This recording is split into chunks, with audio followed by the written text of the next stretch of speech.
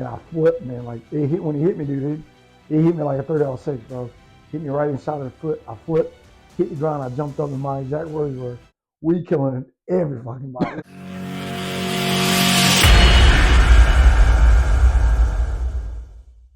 What's going on, folks? Welcome back to the channel. Today we have Johnny Glenn back on the channel. I think it was episode 13. If you guys haven't seen it, make sure you go check it out. All right, he's getting ready to go run 100 miles here towards the back end of March. This will be his third one. Johnny, why don't you tell us a little bit what you got going on as far as the race, and if you have any concerns as you prep to go knock this thing out. Well, hey, it's just like it's the Blackbeard Revenge 100 out in Corolla. Starts in Corolla, goes to Hatteras. Just a 100-mile ultra, man. It's a pretty good run. You know, usually the biggest thing is just weather, man, because you don't know what you're going to get. The last two I've gotten, it's been cold, rainy. It's just terrible weather. I just hope and pray we get pretty good weather because, you know, me, I got some shrapnel in my foot, you know, some lead in my foot. So when it's cold, man, it kind of bothers me a little bit. Not bad, but it bothers me. And then every now and then it kind of moves around. And if it touches that bone, man, that thing kind of hurts. So I'm hoping I don't have to deal with that. But other than that, those are really the only issues, man. It's just one of them things, like I've said before. One foot in front of the other, and then just keep eating, man. You know, it sucks. So now, why don't you go into how'd you got that piece of shrapnel in your leg? Did you get shot or did you get blown up? Yeah, it was just I think it was shot. The doctor told me it was the tail end of an AK round where the bullet itself just split. But I'm trying to remember what year it was. I think it was 2013, 14. Anyways, man, we're doing a mission and we're coming up in the middle of this valley, man, and a team. And well, you've been in Afghanistan, you know, I like whenever you're walking up to these different culottes, how it just kind of it bottlenecks you in. So we're walking up to it, bottleneck in, and then they got the big metal gates like they always have with the holes cut out in it. And we're walking up. I won't ever forget, man. My medic field was like he had just moved in front of me on point because we was just kind of staggered, you know, range of fire walking up this door, and we knew. Well, we had intel there, bad guys there, but we didn't know they were there because intel said they'd been moving out. Then they were in there, and then they were gone. So we're gonna go check this place out, see what we can get. And it's broad day that morning, early that morning.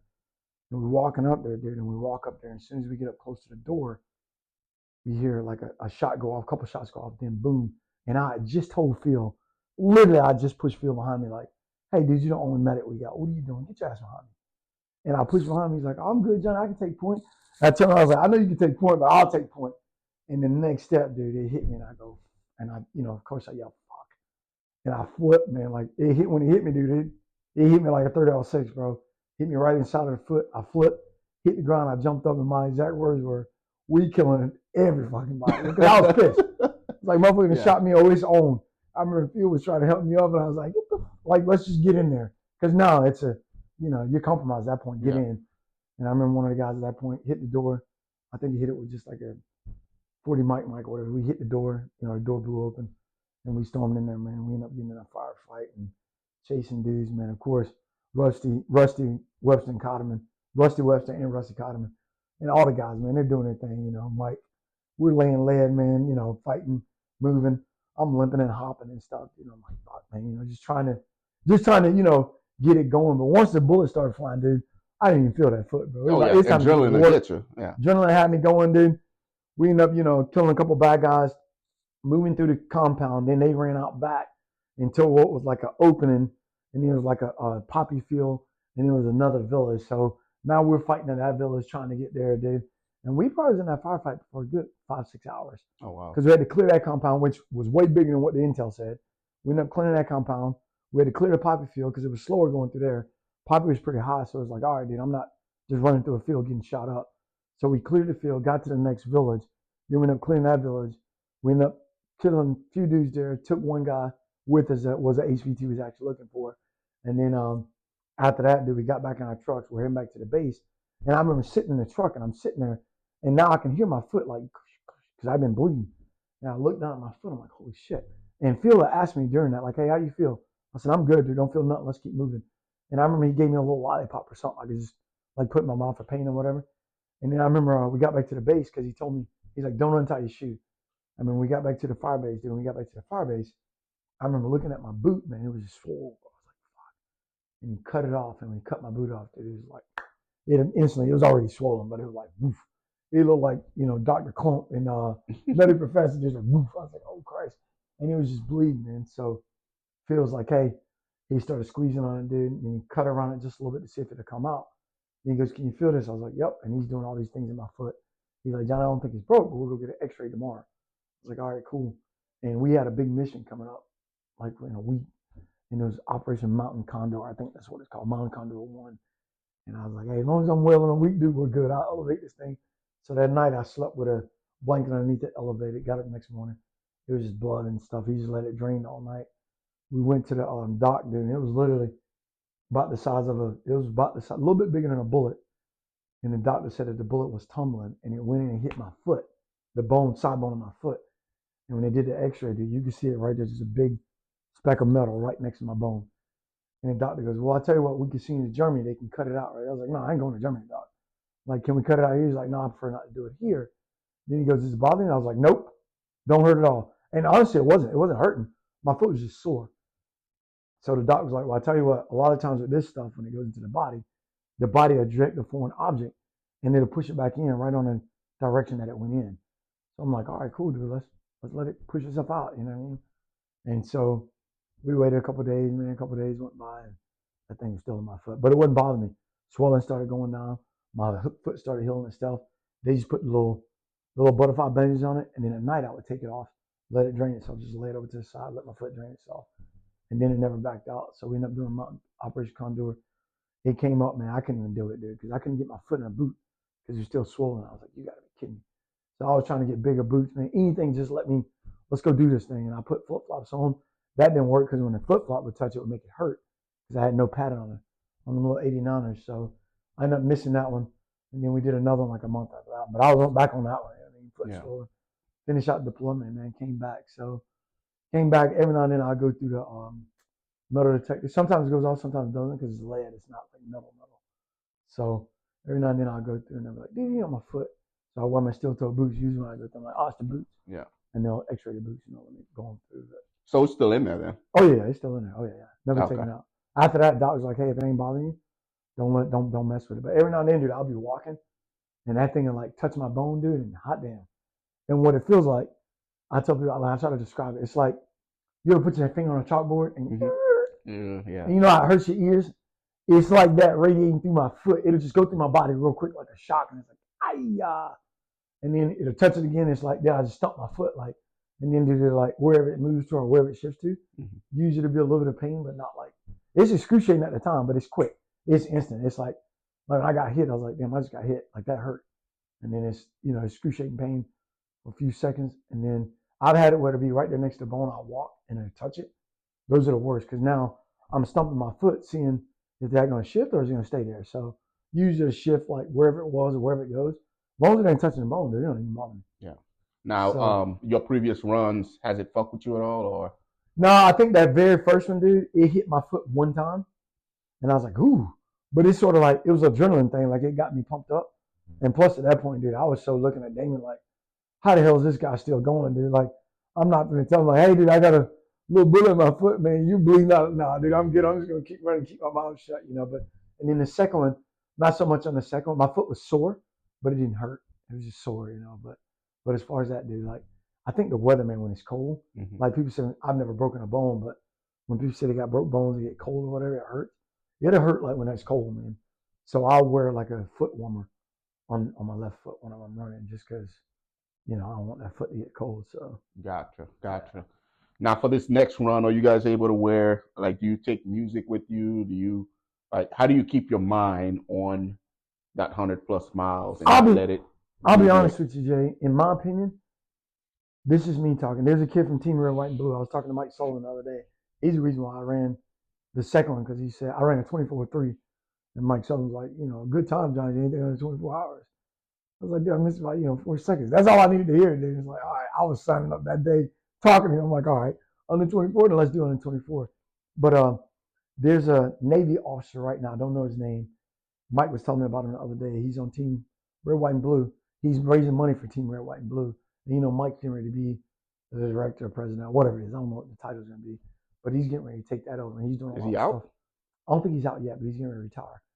And so I was talking to him, and he was saying that kid had told him he was on pills, he was on all these different medications, he was doing this, doing that. And what worked for him was running. And so he came to Team Red, White, and Blue and was like, hey, basically, I'm going to raise money for you guys. He's going to run across the world in 40 days or some shit. Something like that. Is that I saw an article He's about an that 03 Navy recently. officer, yeah. And I don't watch the news. I don't do Yeah, any of there was that. an article about that recently. He's running from like California to like Yep, that's Virginia it. or some shit. Yep, that's him. Okay. And from what I hear, Mike was telling me, the kid's doing phenomenal, man, which is great. I told Mike, I wish I'd have known. Let me know if he needs a motivational runner, dude. I come run with him for a day. Is he currently moving right now? Like, yeah, he he's should be currently moving running? right now. Yeah, he's Okay. moving right now. If I'm not mistaken, don't quote me on it. But as far as 3-4 days ago, when I talked to Mike, kid was still running. Yeah. And he was doing good. So hey, if he stops in North Carolina, man, bring him over. yeah, that's what I'm saying. Stop here for a minute. Yeah. He can bed down here. You know what I mean? Like, Yeah. hey, dude, we got food for you. Eat, get some sleep, wake up, Yeah. we'll talk. Yeah, I'll reach out to Mike, see where he's at. But Yeah. but I told Mike, man, I was like, it's crazy. When I run, dude, I like listening to music, but I don't, especially on long runs like that, because I run the music just like I drive the music. If I'm listening to fast music, dude, I drive faster. I run faster. So on a long run like that, I usually play music those last 10, 15 miles where I need to, let's pick it up a little bit. Let's get a little faster. Let's go a little faster. So at the end of the day, for me, when I'm running like that, I didn't realize that. I don't like running. People are like, oh, you got to love running. No, I don't, dude.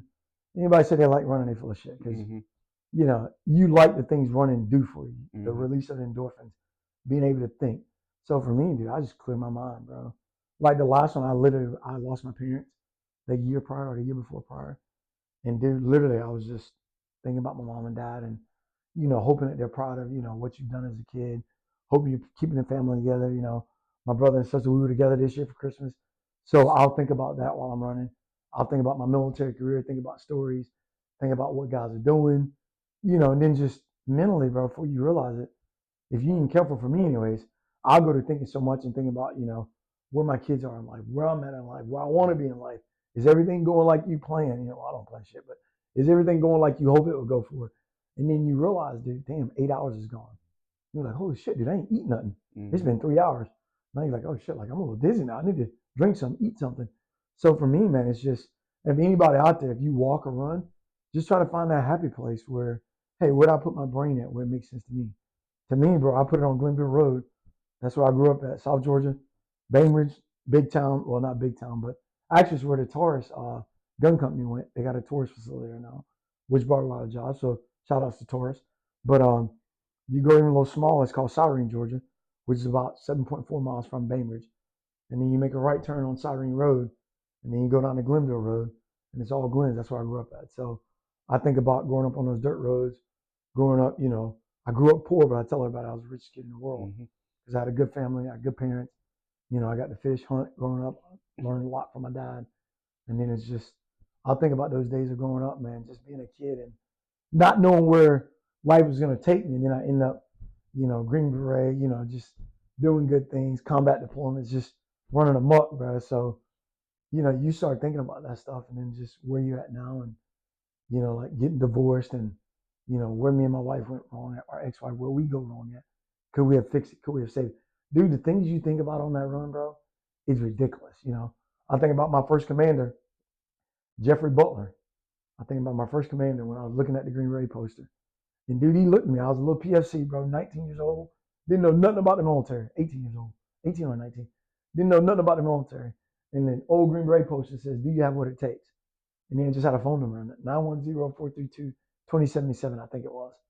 And it had the number, Green Beret, and then over the top of it, like a moon shape, it said, do you have what it takes? And one morning for PT, man, I'm sitting there staring at it. And he looked at me and said, Private Glenn, you got what it takes? I mean, I look back at him. Do you know me being me? I said, sir, I don't even know what it is, but I know I got what it takes. Yeah. I don't even know what it is. And he's like, you should go try that. And dude, I started thinking about that story. And he's one of them guys. He said, I went that day, went to go talk to a recruiter. I was in Fort Lewis. And the guy said, well, first off, you got to be an E4. You got to be an E4 in the military. You got to have 24 months in the military, 2 years, at least 2 years, or 26 months.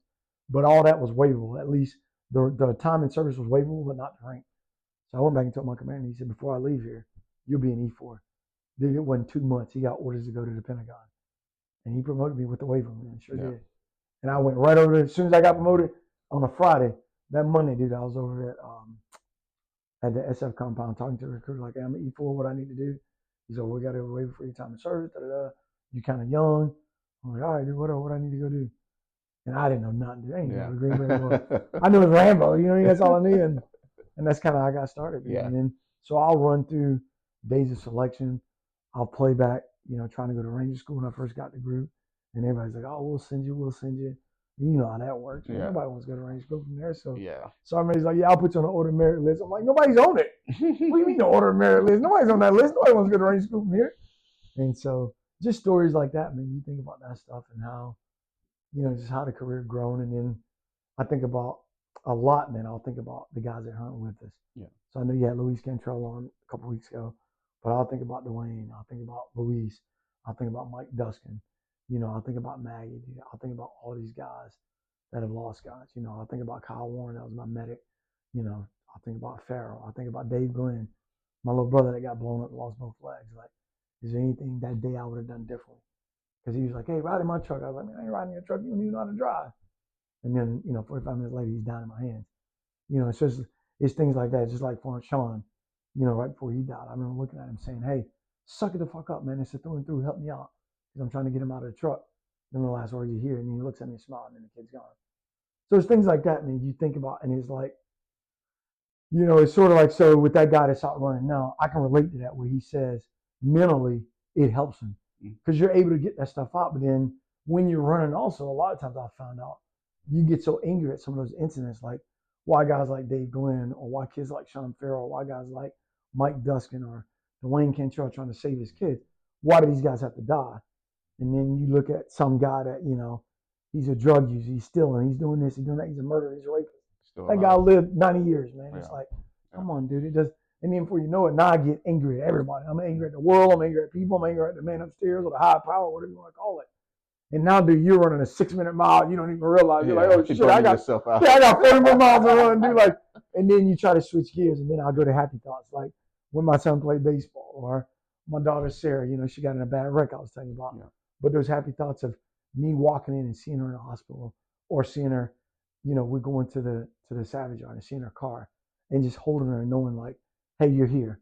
It could be worse, but you're here and you're walking. So then you play happy thoughts, and then you go back to times where your kid's stealing food out of Golden Corral, and you're like, what are you doing? Times a hard day. Yeah, like times a hard day. Like, hey, what are you doing?